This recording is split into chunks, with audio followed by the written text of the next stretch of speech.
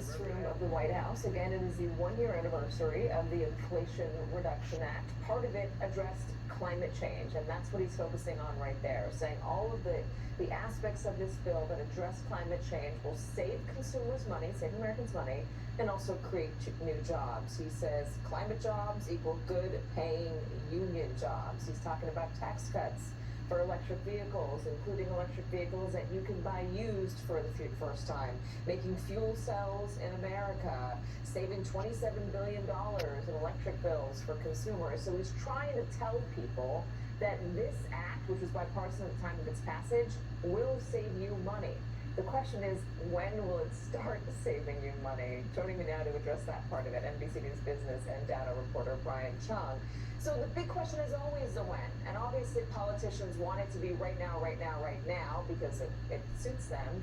But oftentimes when you're talking about the economy, you're talking about legislation, it can take some time. Have we seen any of the effects so far of the IRA? Yeah, well, there's a lagging impact, as you mentioned, on two fronts, right? In what we see in the economic data and how the U.S. economy reacts, but then also how quickly Washington and the private sector can actually get the proposals and policies put in place. So the Inflation Reduction Act has a lot of provisions in it, everything from drug pricing to EVs, as you mentioned. I mean, there's a lot in it. And a lot of those things are going to take time to change, some faster and slower than others. When we talk about manufacturing, which the president was speaking at length about recently, from what we just heard, that's going to take many, many years to put in place. So actually you have some like the Penn Wharton budget model saying that it could actually be inflationary in the short term while that construction is being done, with the potential for lowering inflation many years down the line. So in short, it's going to take time to take inflation down, although we've already seen the headline inflationary numbers come down, although that may have been a coincidence around the timing of that Let passage. me ask you that, because inflation has come down. Yeah. It's been on the way down for the past few months now. I mean, in some areas it's been stickier than others, and consumers might not be feeling it so much when they go to the grocery store.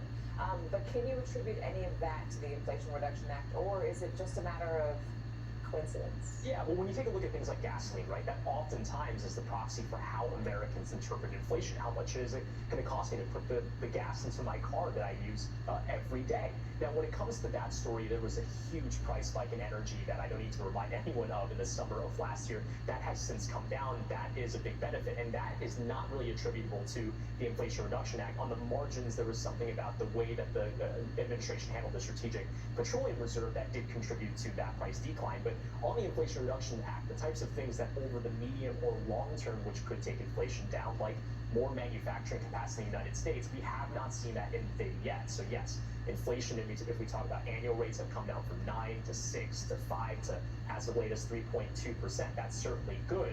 But again, it's tough to draw a straight line between that and what we've seen from. As an economist, you don't want to live in the now, you want to live in the patience of the future. Wait for effects to come, because nothing is immediate in the world of the economy.